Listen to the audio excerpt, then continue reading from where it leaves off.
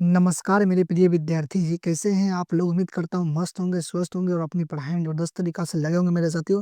और आप लोगों का सेंटर एग्ज़ाम नज़दीक आ गया मेरे प्यारे बच्चों, आप उनका तैयारी में 100% लगे होंगे मेरे साथियों। मैं हूँ आपका अपना रोशन सर और आप देख रहे हैं स्टडी ऑनलाइन क्लास से यूट्यूब चैनल प्यारे बच्चों। ये मेरे प्यारे बच्चों हिंदी का चैप्टर 5 होने वाला है मेरे साथियों, नागरी लिपि मेरे प्यारे बच्चों, जिसका मोस्ट वांटेड ऑब्जेक्टिव करने वाले हैं मेरे साथियों, जो आपके एग्ज़ाम में सीधे लड़ने वाला है मेरे प्यारे बच्चों। आज हम पढ़ने वाले हैं बिहार बोर्ड कक्षा 10th हिंदी 2026 के लिए साथियों, चैप्टर 5 गद्य खंड मेरे प्यारे बच्चों।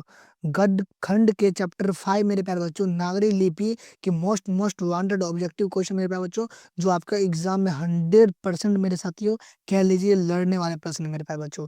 तो बिना देरी के हुए आज से इस सेशन को स्टार्ट करते हैं मेरे प्यारे बच्चों। सबसे पहले अगर आप इस वीडियो को देखते हैं मेरे साथियों, तो आपके एग्जाम में यहाँ से 5 से 6 नंबर क्वेश्चन फिक्स हो जाएगा मेरे प्यारे बच्चों। बिना देरी के हुए आज से क्लास को स्टार्ट करते हैं। सबसे पहले इस वीडियो को मेरे प्यारे बच्चों आप लोग दबा करके शेयर कर दीजिए मेरे साथ, ताकि सभी लोगों तक पहुंच सके मेरे प्यारे बच्चों। और चैनल पर पहली बार आए हैं तो सब्सक्राइब करके बेल आइकन को ऑल पे प्रेस कर लीजिए मेरे प्यारे बच्चों। तो चलिए मेरे साथ बिना देरी के हुए आज से क्लास को स्टार्ट करते हैं मेरे प्यारे बच्चों। प्रश्न 1 है मेरे प्यारे बच्चों, हस्तलिपि किसे कहते हैं? मोस्ट वांटेड ऑब्जेक्टिव क्वेश्चन मेरे प्यारे बच्चों आपके एग्जाम में लड़ने वाला। हाथ की मेहंदी को, हाथ से बनी मूर्ति को, हाथ से बने व्यंजक को, हाथ की लिखावट को मेरे प्यारे बच्चों हस्तलिपि किसे कहते हैं मेरे प्यारे बच्चों? तो हाथ से लिखावट को कहते हैं। ऑप्शन नंबर मेरे प्यारे बच्चों डी करेक्ट आंसर हो जाएगा। चलिए अगला प्रश्न को देखते हैं मेरे प्यारे बच्चों। वो है मेरे प्रिय विद्यार्थी जी कि बादशाह अकबर ने जो सिक्का चलाया था उस पर किनकी आकृति अंकित है मेरे साथियों? ये प्रश्न वीवीआई प्रश्न है साथियों, आपके एग्जाम में लड़ने वाला है कि लक्ष्मी गणेश की, राधा कृष्ण की, राम सीता की, शिव पार्वती की साथियों। तो बादशाह अकबर ने जो सिक्का चलाया था उस पर किनकी आकृति अंकित है मेरे प्यारे बच्चों? तो राम सीता की अंकित है मेरे साथियों। Option number C correct answer हो जाएगा। चलिए अगला प्रश्न को देखेंगे मेरे साथियों। प्रश्न 3 है कि बादशाह अकबर ने जो सिक्का चलाया था उस पर कौन शब्द अंकित है? वहां पे साथियों कि किसका प्रतिमा अंकित है, और यहाँ पे कौन पूछ रहा है कि कौन शब्द अंकित है मेरे प्यारे बच्चों? तो राधा कृष्ण की, सिया राम की, कृष्ण रहीम की, राम सिया की साथियों। तो बादशाह अकबर ने जो सिक्का चलाया था उस पर कौन शब्द अंकित है मेरे प्रिय विद्यार्थी जी? तो सिया राम की अंकित है मेरे साथियों। Option number B correct answer हो जाएगा मेरे साथियों। चलिए अगला प्रश्न को देखेंगे मेरे साथियों। प्रश्न 4 है कि निम्न भाषाओं में से किस भाषा को देवनागरी लिपि में लिखते हैं साथियों? इंपॉर्टेंट क्वेश्चन है कि निम्न भाषाओं में से किस भाषा को देवनागरी लिपि में लिखते हैं मेरे प्रिय विद्यार्थी जी? तो हिंदी को लिखते हैं। ऑप्शन नंबर डी सही हो जाएगा। चलिए 5 है मेरे साथियों, स्थापत्य की उत्तर भारत की एक विशेष शैली को क्या कहते हैं मेरे साथियों? इंपॉर्टेंट क्वेश्चन है कि स्थापत्य की उत्तर भारत की एक विशेष शैली को क्या कहते हैं मेरे प्रिय विद्यार्थी जी? तो नागर शैली कहते हैं। Option number B correct answer हो जाएगा मेरे प्रिय विद्यार्थी जी। चलिए अगला प्रश्न को देखते हैं मेरे साथियों। प्रश्न 6 है, टकसाल शब्द का अर्थ है। मोस्ट वांटेड ऑब्जेक्टिव क्वेश्चन मेरे प्यारे बच्चों आपके एग्जाम में लड़ने वाला है कि टकसाल शब्द का अर्थ है मेरे प्रिय विद्यार्थी जी, जहाँ सिक्के ढलते हैं वो है मेरे साथियों। ऑप्शन नंबर यहाँ पे बी करेक्ट आंसर हो जाएगा। चलिए अगला प्रश्न को देखते हैं मेरे प्रिय विद्यार्थी जी। प्रश्न 7 है, किस शासक ने ऐसा सिक्का चलाया जिस पर नागरी लिपि के रामसिंह शब्द अंकित है? तो मेरे प्यारे बच्चों अभी पढ़ाए हैं मेरे प्रिय विद्यार्थी जी कि अकबर ने चलाया था मेरे साथियों, बादशाह अकबर ने, यानी option number B correct answer हो जाएगा मेरे प्रिय विद्यार्थी जी। चलिए अगला प्रश्न को देखते हैं। प्रश्न 8 है, चंद्रगुप्त द्वितीय विक्रमादित्य का व्यक्तिगत नाम क्या था? चंद्रगुप्त द्वितीय विक्रमादित्य का व्यक्तिगत नाम क्या था मेरे प्रिय साथियों? तो वो था देव था, यानी option number C correct answer हो जाएगा मेरे साथियों। देव था इज करेक्ट आंसर। चलिए अगला प्रश्न को देखते हैं मेरे साथियों। प्रश्न 9 है, काशी क्या है? मोस्ट वांटेड ऑब्जेक्टिव क्वेश्चन मेरे साथियों आपके एग्जाम में लड़ने वाला है। काशी क्या है मेरे प्रिय विद्यार्थी जी? तो वो एक प्रकार का Devanagari, and option number B सही हो जाएगा। चलिए नेक्स्ट प्रश्न को देखिए। 10 है कि कर्नाटक प्रदेश का सरवन बेलगोल स्थान किसका प्रसिद्ध तीर्थ स्थल है? कर्नाटक प्रदेश का सरवन बेलगोल स्थान किसका प्रसिद्ध तीर्थ स्थल है मेरे प्रिय विद्यार्थी जी? तो वो है जैन धर्म का मेरे साथियों। ऑप्शन नंबर डी सही हो जाएगा मेरे साथियों। चलिए 11 है मेरे साथियों, धारा नागरी का कौन शासक अपने के लिए इतिहास में प्रसिद्ध है मेरे साथियों? धारा नागरिक का कौन शासक अपने विद्यानुराग के लिए इतिहास में प्रसिद्ध है मेरे प्रिय विद्यार्थी जी, तो परमार शासक भोज है, यानी option number C correct answer हो जाएगा। चलिए प्रश्न 12 है, मराठी, नेपाली और देवनागरी भाषाओं की लिपि क्या है मेरे साथियों। मोस्ट वांटेड ऑब्जेक्टिव क्वेश्चन मेरे पास बच्चों आपके एग्जाम में लड़ने वाला प्रश्न है साथियों। मराठी, नेपाली और देवनागरी भाषाओं की लिपि क्या है मेरे प्रिय विद्यार्थी जी, तो ब्राह्मी है, यानी ऑप्शन नंबर सी करेक्ट हो जाएगा साथियों। चलिए अगला प्रश्न को देखते हैं। गुणाकर मूले ने मिडिल स्तर की पढ़ाई किस भाषा में की थी साथियों। गुणाकर मूले ने मिडिल स्तर की पढ़ाई किस भाषा में की थी मेरे प्रिय विद्यार्थी जी, तो वो की थी मराठी भाषा में, option number A correct answer हो जाएगा। चलिए अगला प्रश्न को देखेंगे मेरे साथियों। प्रश्न 14 है, मूले ने अंग्रेजी और हिंदी की पढ़ाई कहाँ की। मूले ने अंग्रेजी और हिंदी की पढ़ाई कहाँ की थी मेरे प्रिय साथियों, तो वो की थी साथियों वो वर्धा में, यानी option number C correct answer हो जाएगा। चलिए अगला प्रश्न को देखेंगे। 15, नेपाली भाषा किस लिपि में लिखी जाती है। इंपॉर्टेंट क्वेश्चन मेरे साथियों, कि नेपाली भाषा किस लिपि में लिखी जाती है मेरे साथियों, तो देवनागरी लिपि में लिखी जाती है, option number D correct answer हो जाएगा। चलिए अगला प्रश्न को देखेंगे। प्रश्न 16, कि क अक्षर का संबंध वर्तमान में किस भाषा से है। क अक्षर का संबंध वर्तमान में किस भाषा से है मेरे प्रिय साथियों, तो बांग्ला है, option number D correct answer हो जाएगा मेरे प्यारे बच्चों। चलिए इस प्रश्न को देखेंगे मेरे प्यारे बच्चों। बांग्ला लिपि प्राचीन नागरी लिपि की है। बांग्ला लिपि प्राचीन नागरी लिपि की है मेरे प्यारे बच्चों। मोस्ट वांटेड ऑब्जेक्टिव क्वेश्चन मेरे प्यारे बच्चों आपके एग्जाम में लड़ने वाला मेरे साथियों। बांग्ला लिपि प्राचीन नागरी लिपि की है मेरे प्रिय विद्यार्थी जी, तो बहन है, ऑप्शन नंबर बी करेक्ट हो जाएगा मेरे साथियों। सिस्टर है मेरे साथियों कहने के लिए। चलिए मेरे साथियों अगला प्रश्न को देखेंगे मेरे प्यारे बच्चों। प्रश्न 18 है, केरल के शासकों के द्वारा सिक्कों पर वीर केरल सस्से शब्द किस लिपि में लिखी गई है साथियों।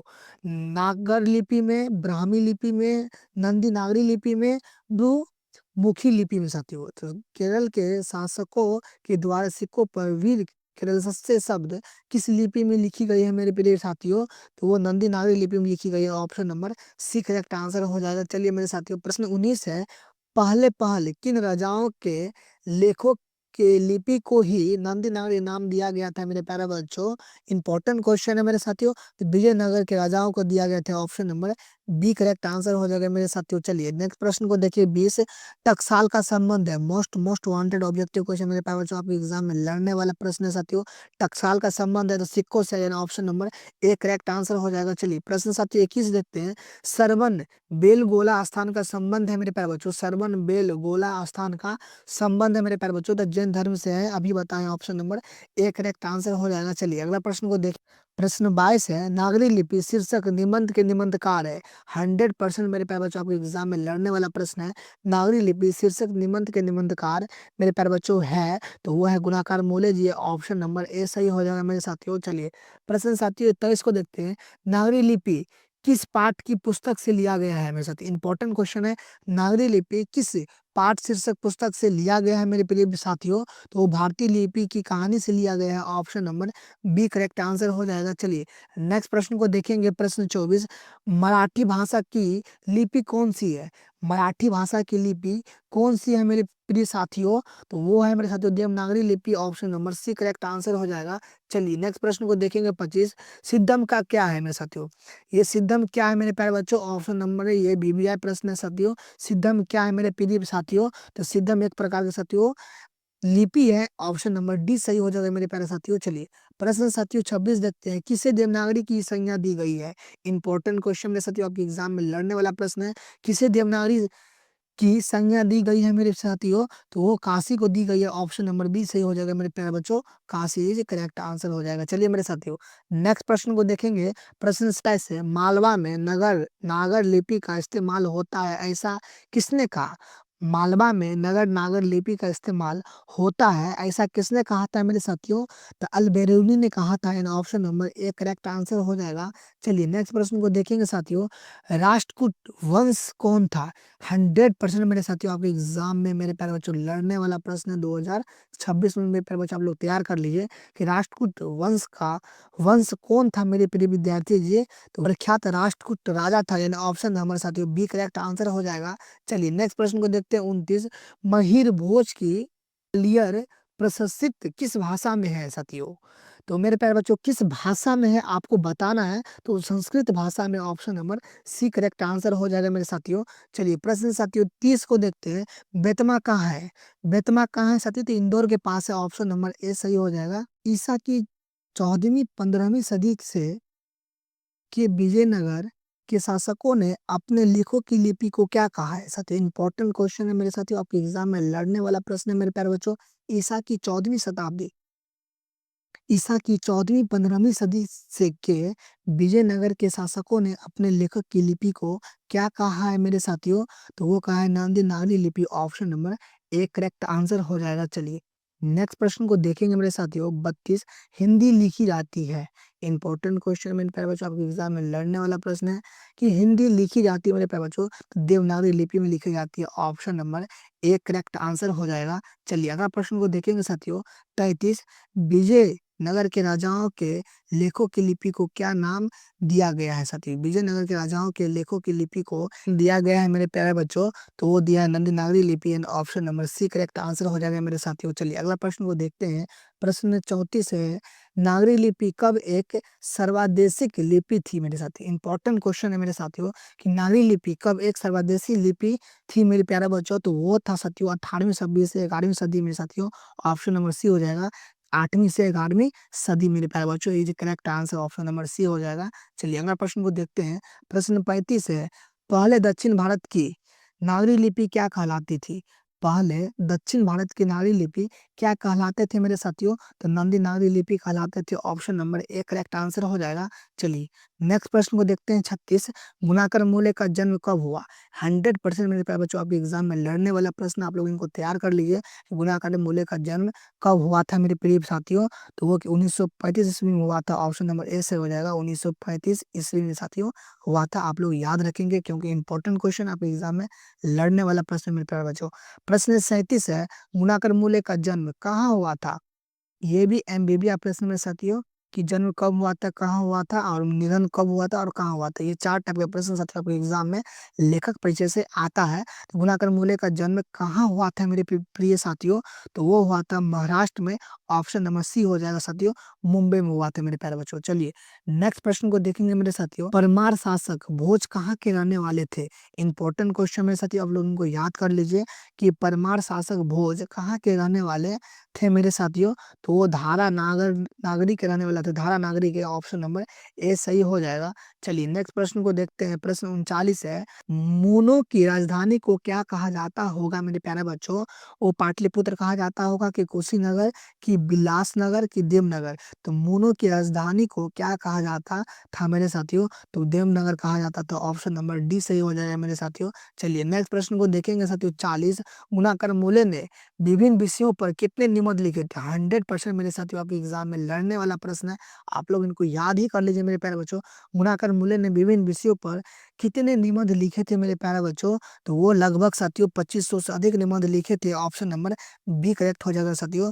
2500 प्लस मेरे साथियों लिखे थे निबंध। चलिए मेरे साथियों, और लास्ट प्रश्न का आंसर आप लोगों को कमेंट बॉक्स में बताना है कि भारतीय लिपियों की कहानी किन की प्रसिद्ध रचना है साथियों? इंपॉर्टेंट क्वेश्चन है। गुणाकर मूल्य, नलिन बिलोचन शर्मा, महादेवी वर्मा, सुमित्रा नंदन पंत मेरे भाई बच्चों। तो इसका साथियों आंसर आप लोगों को कमेंट बॉक्स में बताना है कि इसका राइट आंसर क्या है मेरे भाई बच्चों। तो ये था क्लास 10 साथियों चैप्टर 5 हिंदी के, चैप्टर 5 नागरी लिपि के most most wanted objective question जो आपके एग्जाम में सीधे लड़ने वाला है। तो आप लोग इस वीडियो को देखिए, एक बार देखिए, बार बार देखिए मेरे साथियों, क्योंकि यहीं से प्रश्न आपके एग्जाम में रहने वाला है, इसका गारंटी है मेरे प्यारे बच्चों। तो चलिए मेरे साथियों, आप लोगों को ये वीडियो कैसा लगा? वीडियो अगर पसंद आया हो साथियों तो लाइक करके सब्सक्राइब करके ऑल पे कर लीजिएगा, ताकि जब भी नोटिफिकेशन आए तो आप तो तुरंत पहुंच सके साथियों। मिलते हैं नेक्स्ट, पढ़ते रहिए, हंसते रहिए, मुस्कुराते रहिए, अपने माता पिता का नाम रोशन करते साथियों। धन्यवाद।